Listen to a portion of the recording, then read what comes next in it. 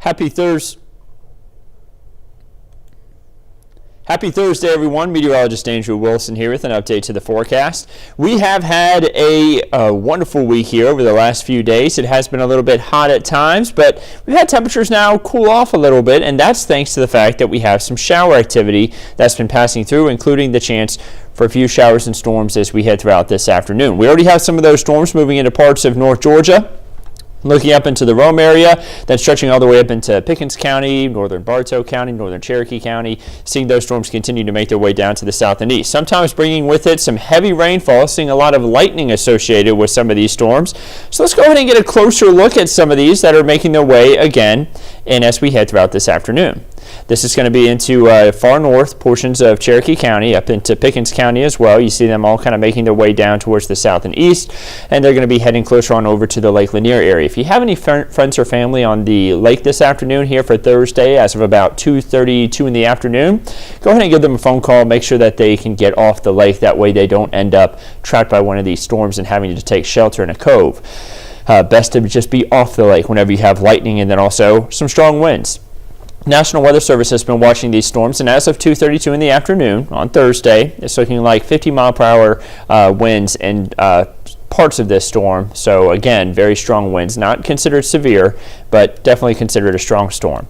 We also have a lot more thunderstorm activity over towards the Cullman, Alabama area, making its way across the I-65 corridor towards I-59. This will move across Gadsden, and then, yes, eventually that will arrive on our doorstep later on today. So let's take a look at what we have outside right now. First of all, we'll look over towards the Noonan area. Looking like just a little bit of clouds popping up here and there. And then we look out towards the Northside Hospital area at Georgia 400, I-285.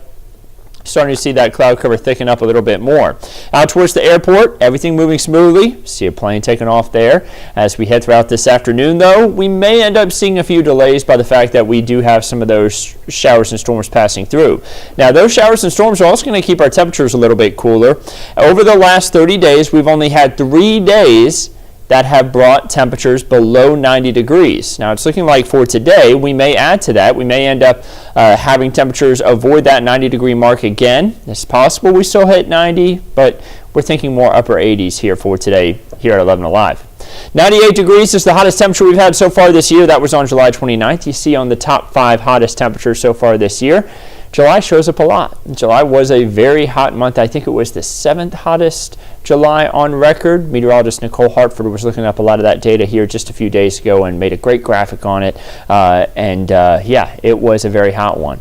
As we head throughout the next few days here, or over the next few hours rather even, we're going to continue to have the rain chances ramp up. You're going to want to make sure you have a way to track some of these storms. Make sure you download that 11 Alive app. It can give you live looks at the radar whenever you're on the go. Send in your weather wow moments. Check the forecast, like right what we have at the moment.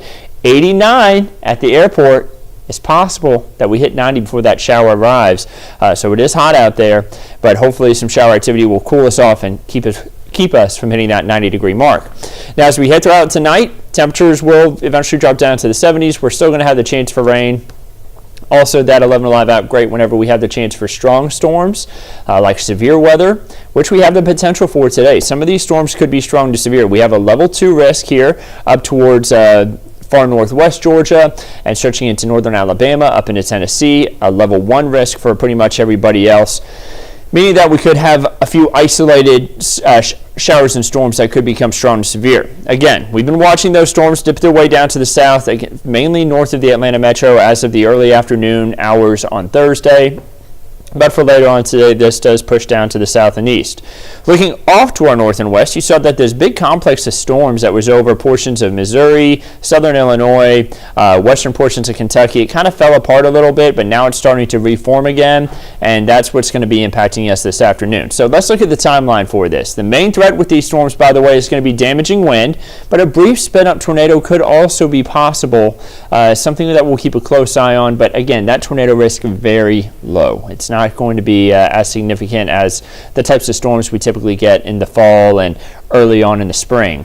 Again, this is more of those summertime thunderstorms that bring the potential for damaging wind. So by 3 p.m., temperatures in the 80s and 90s. We see the storms passing through the Atlanta metro for the 4, 5, 6 o'clock time frame. That evening commute is going to be impacted by rainfall. Be ready for that. Some of that rain could even be heavy. Make sure that you check the forecast before you drive home, because you want to make sure that you don't put yourself in a dangerous situation if there is a severe storm. You can download that 11 Alive app. It can let you know not just about the rain that's going to be impacting you, but also if there's any traffic incidents that you may want to avoid. So again, great tool to have in your pocket. Taking a look at Friday by 2 a.m., still a few thunderstorms out there, and then we make our way into Friday at 9 a.m. Going to see some storms off to our west. Know that it's possible those storms could be a little bit further east and over us for Friday morning. So know that we could be impacted by storms even as of 9 a.m. on Friday. For the afternoon, our rain chances will ramp up a little bit. You saw some of those storms withering out as they dipped their way down to the south and east. I think we're still going to end up with a few showers and storms there for Friday afternoon. Moving into the day on Saturday, I do think we're going to start to see rain chances dip down a little bit, starting off with temperatures in the 70s. Moving into the afternoon, still going to have a few isolated showers and storms, temperatures in the 90s. Just not going to be as much rain as what we're having for today and Friday. Still, though, you may have to dodge some raindrops there for your Saturday. There you see it, a 30% chance for rain, 30% chance in on Sunday as well, and on Monday. Then those rain chances ramp up again by the time we head into Tuesday. So a significant amount of rainfall is going to be possible as we head throughout the next week. I think a lot of that rain is going to be occurring today and tomorrow, but we're still going to have some pretty decent shots of rainfall here for the weekend and even into early next week. Here's how much rain we could expect. Those spots where you're seeing the brighter red show up, that's where we could get about 3 inches of rain. So we're talking anywhere from about 1 inch to 3 inches of rainfall widespread across North Georgia over this next week. That should continue to help us push away from any drought that has formed, which, by the way, the Drought Monitor updated this morning. Every Thursday it comes out with the latest update on the map, and you can see that we do have abnormally dry conditions now for parts of North Georgia, mainly areas south and west in Atlanta, all the way over towards the Alabama state line. Now remember, parts of Atlanta have had a significant amount of rainfall as we move through July, but the airport really missed out on it. July was actually, we finished 3 inches behind average for the month, and we are now well behind for the year, more than 3 inches behind on rain for the year in Atlanta. But it's not that way for everybody. There are parts of North Georgia that have had a significant amount of rainfall, and they are way ahead. Covington, you're just a little under 1 inch ahead of average for this time of year. Athens, though, way ahead on rainfall. You see they're about a little less than 8 inches ahead of average for this time of year. You look at Rome, they're about 9 inches ahead for this time of year, a little more than that. So Floyd County, you're doing fine on rainfall. And much of the region for areas north and east of the Atlanta metro, you're not really hurting for rain at all. But Atlanta itself could use a little bit more in the way of rain. Let's switching gears and taking a look at the tropics. We do have no chance for tropical development over the next 7 days in the Atlantic. It is quiet out there. That little wave that we were watching kind of in the western Atlantic, not far from the United States, but far enough away that it wasn't really a concern. That wave has now dissipated, so no threat there.